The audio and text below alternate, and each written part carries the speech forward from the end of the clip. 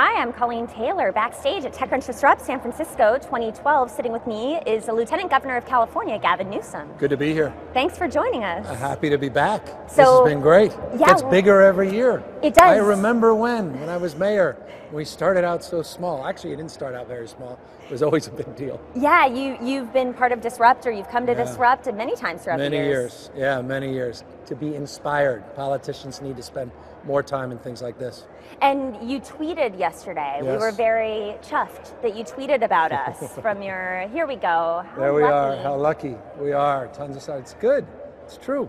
Yeah. And I spelled awesome correctly. You know, that's the problem with politicians and spelling, especially if you're dyslexic like me. Not a good thing. Are you really dyslexic? Very much so. Okay. Yeah, proudly. That was my disruption as an early child. My early childhood education was disrupted by my incapacity to do standardized testing and to excel. So it was a great gift. Yeah. And you've been here. I know you got in the lit motors vehicle. I know, and I fit in it. Go figure. So there's a little electric. I mean, it's 120 miles an hour, and hopefully it'll be produced here in San Francisco, certainly in California. And look forward to seeing how successful it is. I'm a big electric car fanatic.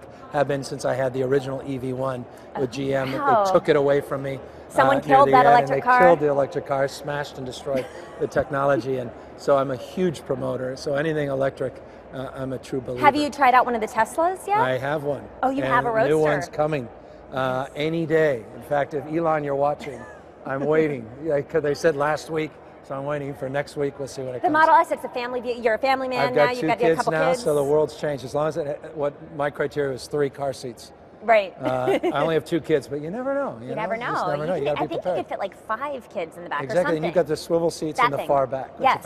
But again, the idea that they're doing an electric car designed and conceived here in California and actually being manufactured here in Fremont is a pretty special thing, and it's something we should celebrate and promote. And I do believe it's the game-changing technology. I believe fundamentally that plug-in hybrids can dramatically disrupt the cartel that exists in terms of our dependency on oil. And I think we need to be aggressive, and technology will be that capacity, that tool to dramatically disrupt the industry as we know it. And it needs to be, because we've got to move away and disabuse ourselves, or as Lincoln used to say, disenthrall ourselves with this notion that we could continue to do what we've done in terms of our oil dependency. Absolutely. And you are the Lieutenant Governor, and so most of the time you're up in Sacramento, or half the time. I'm here. You know, it's interesting.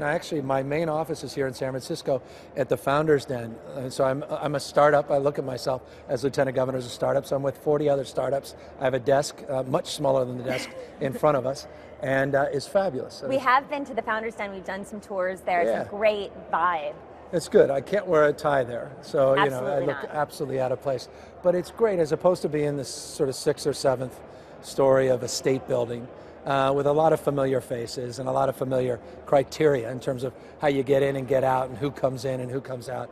To be in a place that's more organic and more real is, I think, really important. I honestly think one of the fundamental challenges we have in politics today is standard operating procedures, the way things have been done, and to get politicians, to get bureaucrats, and I mean that in a lightened sense of the word, but people that work within the bureaucracy out of the old state buildings, this whole hierarchical structure, and to start realizing the world around us, which is flat, it's distributed, it's networked, it's collaborative. Hierarchy is dead. It's a two-way conversation we're having, not a one-way conversation. I think it's going to be incredibly important for elected officials as we move forward. And speaking of conversations, you have a great show on Current TV, the Gavin Newsom Show. Thank you. You interview a lot of great, people from all walks of life, but you've had a lot of tech. Yeah, a lot of tech. From Marissa to Elon herself, and we had Sergey come on, put those Google glasses on. We did. We saw your Google glasses. Do we have it? But look at him. There you are. I'm not sure it's my Michael Dukakis moment, but that was great fun. And he surprised me. He came in wearing these things, and I had no idea what the heck he was doing. And he kept going like this, photographing me, and finally just threw them on. And I really didn't expect or understand what the heck he was doing. And luckily his wife Ann was there, who was trying to translate. What is he doing? What's Sergey doing? Right. But it was good fun. It was nice to have those. What else has come across your desk maybe the past week, or even here walking in Startup Alley? Is there one founder or one invention that you're excited about? Well, I think, look, the great challenge we have in politics is we're very good at amplifying voices to get elected. Where we fall short is once we get elected in making sure those same voices are turned on and dialed in. So, for example, and it's not an indictment of Barack Obama, but no one's done it better in terms of engaging, as we're all of us that follow Obama being engaged right now in the campaign.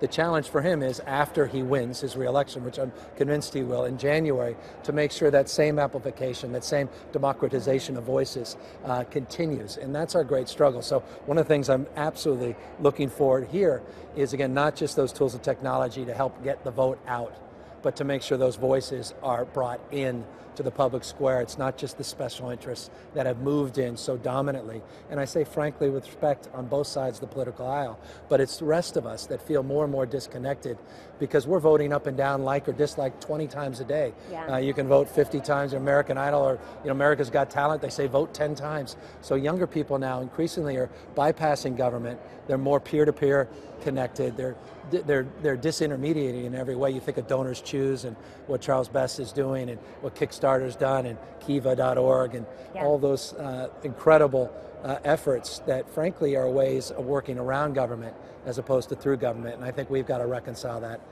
as elected officials. And I want to ask last question. I know a sort of colleague of yours in many ways, Al Gore, co-founded Current TV, Democrat.